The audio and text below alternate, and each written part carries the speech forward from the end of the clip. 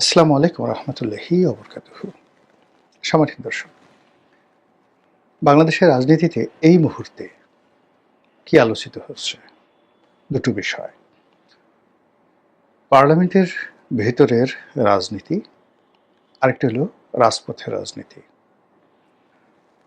পার্লামেন্টের ভিতরে যা কিছু হচ্ছে এটাকে আবার আপনি দুই ভাগে বিভক্ত করতে পারেন। একটি হলো আমরা যা দেখছি, কি দেখছি যে জুলাই সনদ, সংস্কার প্রস্তাব ইত্যাদি বিষয়াদি নিয়ে সংসদের ভেতরে এবং বাইরে বিতর্ক হচ্ছে। বিএনপি সঙ্গত কারণেই জুলাই সনদ তাদের মতো করে তৈরি করতে চাচ্ছে। তারপর সংবিধান সংস্কার সহ অন্যান্য যে সকল সংস্কার প্রস্তাব মোটামুটি তারা অ্যাগ্রি করেছিল, তার কিছু কিছু অংশ যা কিনা তাদের জন্য ভালো হবে, সেই বিষয়গুলো তারা এই পার্লামেন্টে নতুন করে তারা আবার রচনা করবেন।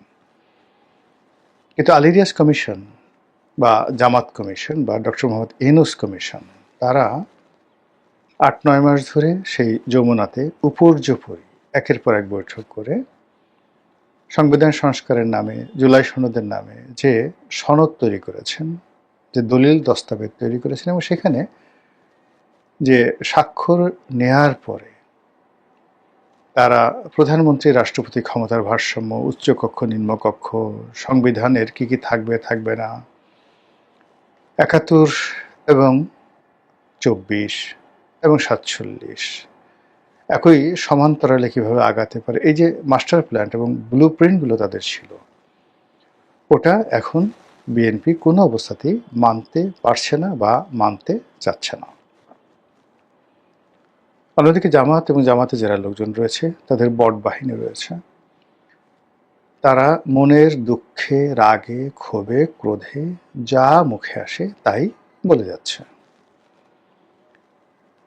এটা গেল প্রকাশ্য। কিন্তু পর্দার আড়ালে সবাই যেটা বলার চেষ্টা করছে যে এই যে নির্বাচনটা হলো, এটি মূলত একটা সমঝোতার নির্বাচন। ডক্টর মোহাম্মদ ইউনূস, সেনাবাহিনী, ভারত, চায়না, আমেরিকা, তারপর বিএনপি, জামাত, অন্যান্য যে সকল রাজনৈতিক দল ছিল এক্সেপ্ট আওয়ামী লীগ, তো সবাই মিলে একটা সমঝোতা করে সুন্দর একটা নির্বাচন জাতিকে উপহার দিয়েছে। কিন্তু সমঝোতা যেভাবে হয়েছিল ফলাফল আসলে সেভাবে হয়নি। ফলে একমাত্র বিএনপি ছাড়া এই মুহূর্তে আর কোনো পক্ষই হ্যাপি না। কোনো পক্ষ, আমি শুধুমাত্র বললাম যে কেবলমাত্র বিএনপি ছাড়া আর কোনো পক্ষ রাষ্ট্রের এবং দেশের রাজনীতির কেউ হ্যাপি না। আবার অন্যদিকে বিএনপি ক্ষমতায় আসছে কিন্তু সে স্বস্তি পাচ্ছে না। নানা রকম ভয়, আতঙ্ক এ সকল তাকে তাড়া করছে। তার সঙ্গে সঙ্গে আবার কতগুলো দেশি এবং আন্তর্জাতিক সমস্যা, যেমন ইরান যুদ্ধ, সেই যুদ্ধের প্রেক্ষিতে বাংলাদেশে তেলের সমস্যা, তারপরে বাংলাদেশের অর্থনৈতিক সমস্যা, সব মিলিয়ে সরকারকে ভীষণ রকম ব্যস্ত রাখছে। এর মধ্যে সামনে বাজেট, জুন মাসে বাজেটের জন্য ব্যাপক প্রস্তুতি নিতে হচ্ছে। কিন্তু এখনো পর্যন্ত সরকারের যে আয়ের যে খাতগুলো, সেটি কোনো অবস্থাতেই নিশ্চিত করা যাচ্ছে না। আর ব্যয়ের খাতগুলো ক্রমশ বেড়েই চলেছে। পরিস্থিতি যখন এরকম হয় তখন পানি ঘোলা হয়ে যায়, রাজনীতির ময়দান কুয়াশাচ্ছন্ন হয়ে যায়। আর এই অবস্থাতে বিভিন্ন পক্ষ রাজনীতির ময়দানে ঢুকে পড়ে। আমাদের এই রাজনীতির ময়দানে যে শূন্যতা রয়েছে, যে কুয়াশা রয়েছে, সেই কুয়াশা দিয়ে, শূন্যতা দিয়ে যদি কেউ রাজনীতিতে ঢুকে পড়ে এই মুহূর্তে, তাহলে আওয়ামী লীগ ছাড়া আর কে ঢুকবে? কেউ ঢুকবে না। তো আওয়ামী লীগের একটা অংশ বাংলাদেশে আছে, তারপর আওয়ামী লীগের একটা বিরাট অংশ দিল্লিতে আছে, দেশের অন্যান্য দেশে আছে, জেলখানাতে আছে, জেলের বাইরে আছে। যখন তারা ঢুকবে, তারা কি ধীরে ধীরে পিঁপড়ার মতো আস্তে আস্তে ঢুকবে, নাকি সুনামির মতো, ঝড়ের মতো ঢুকবে? তারা কি একজন একজন করে অনেকটা গেরিলা কায়দায় ঢুকবে, নাকি প্রচণ্ড ঝড়ের গতিতে দল বেঁধে একত্রে ঢুকবে?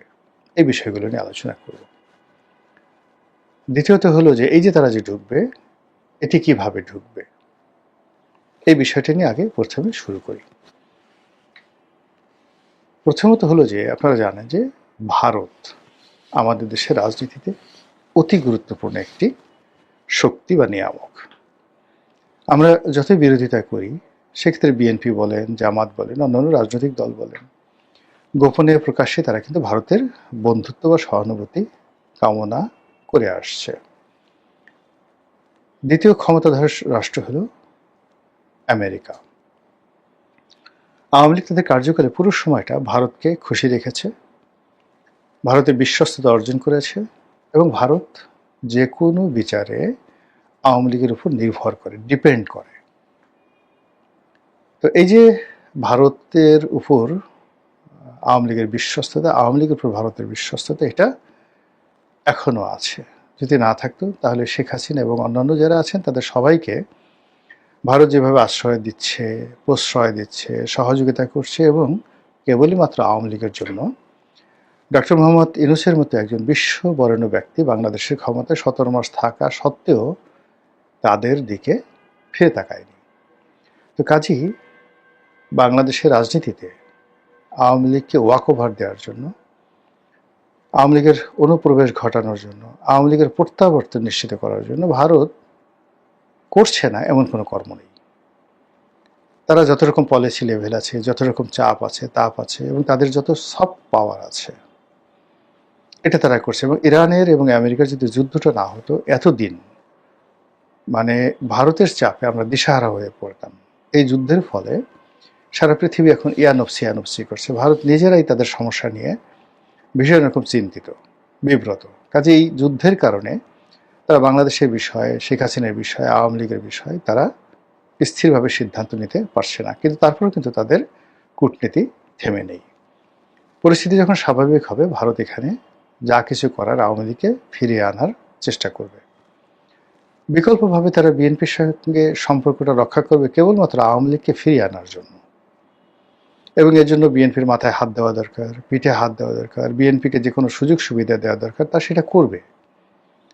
এবং তারা জানে যে আওয়ামী লীগ যদি কোনো মতে রাজপথে নামতে পারে, বাংলাদেশে একবার যাকে বলা হয় প্রবেশ করতে পারে, এবং শেখ হাসিনা যদি বাংলাদেশে এসে জেলখানাতেও যায়, তবুও আওয়ামী লীগের যে শক্তি, এই শক্তি হবে দুর্নিবার, এই শক্তি হবে অজেয়, এই শক্তি হবে নিয়ন্ত্রণহীন।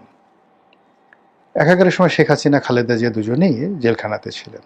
আবার এখন যদি শেখ হাসিনা জেলখানাতে থাকেন, ওই জেলখানাটি একটা তীর্থ কেন্দ্রে পরিণত হবে, যেখানে তাকে রাখা হবে তার চারিপাশে হাজার হাজার নেতাকর্মী আলু, পটল, বেগুন নিয়ে ঠিক সেই 111-এর মতো তারা বসে থাকবে। এটি সরকারের জন্য একটা বিরাট অস্বস্তিকর পরিস্থিতি হবে, এবং এর মধ্যে যত ঘটনা ঘটবে সেটিকে আওয়ামী লীগ ক্যাশ করার চেষ্টা করবে।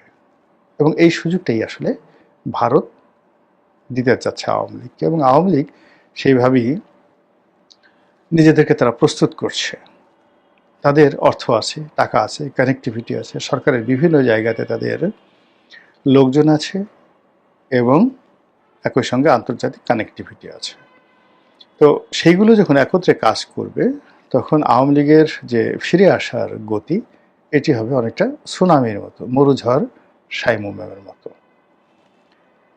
দ্বিতীয় বিষয় হলো যে শহীদ প্রেসিডেন্ট জিয়াউর রহমান যেভাবে তার প্রয়োজনে আওয়ামী লীগকে এনেছিলেন, তার প্রয়োজনে শেখ হাসিনাকে এনেছিলেন, তার প্রয়োজনে আওয়ামী লীগকে রিভাইভ করেছিলেন, তার প্রয়োজনে আওয়ামী লীগের বিভিন্ন গ্রুপকে একত্রে বসানোর চেষ্টা করেছিলেন, এবং তৎকালীন ডিজিএফআই দ্বারা আওয়ামী লীগের সব নেতাকর্মীদেরকে তিনি অর্থনৈতিকভাবে সাহায্য সহযোগিতা করার চেষ্টা করেছিলেন। এটা রাজনীতির জন্য দরকার ছিল। ঠিক একই অবস্থা যদি তার পুত্রের ক্ষেত্রে ঘটে, দেশের সার্বিক পরিবেশ পরিস্থিতি যদি এমন হয়ে যায় যখন তার একজন শক্তিশালী প্রতিদ্বন্দ্বী লাগবে বা রাজনৈতিক প্রতিপক্ষ লাগবে, সেক্ষেত্রে আওয়ামী লীগের বিকল্প নেই। তাহলে সরকারের প্রণোদনায় আওয়ামী লীগ ফিরে আসতে পারে, এবং সেই ফিরে আসাটা হবে তাও ঝড়ের গতির মতো।